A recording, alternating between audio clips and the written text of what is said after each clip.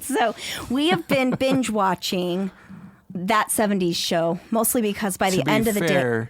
You have been binge watching That 70s Show, and we've joined in on occasion. So, Mason. Real question about today's episode. Real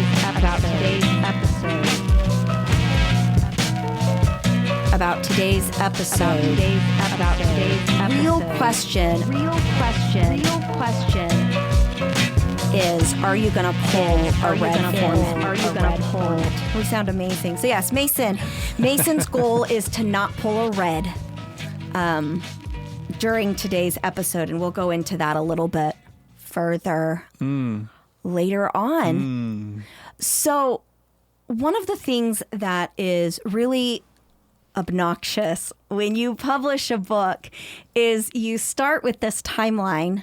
And since this is my first book that I've published, my timeline was probably somewhat unrealistic. And so if you've been listening to our podcast for a while, you're going to hear, it's going to come out in the spring. Oh, it's going to be the summer. Just kidding. It's going to be the fall.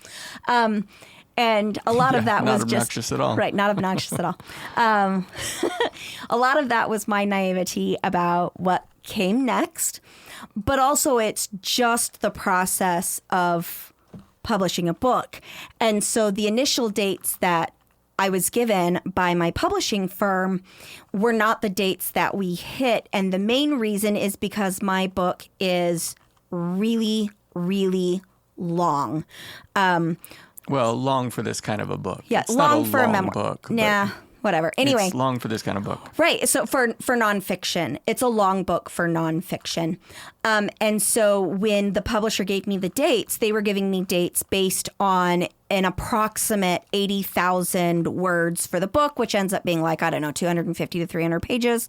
But my book is closer to 130,000 words and 550 pages. And so that's why the dates have been later. And so when my publishing firm, when my concierge, his name is Roy, he's been awesome. Thank you, everybody at Book Launchers. If y'all are in a place where you're wanting to publish a nonfiction book, Book Launchers is a great way to go. They only do nonfiction. They do not do fiction. Somebody, I guess, contacted them and said, Sarah recommended me, and it was a children's book. And no.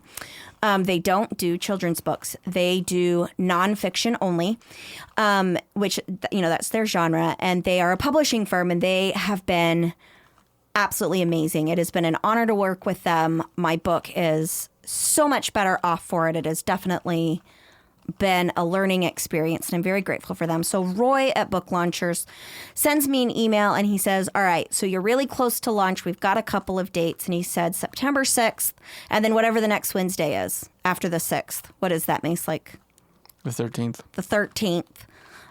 Or the following Wednesday after that, because apparently they do launches all on Wednesdays. And when he told me that I could release my book on September 6th, 2023, I said absolutely that date, because September 6th, if you're familiar with Mormonism, the September 6th is kind of an iconic cultural phenomenon in Mormonism. And I thought, what could be better than releasing my book, which is the most honest thing I have ever done in my entire life.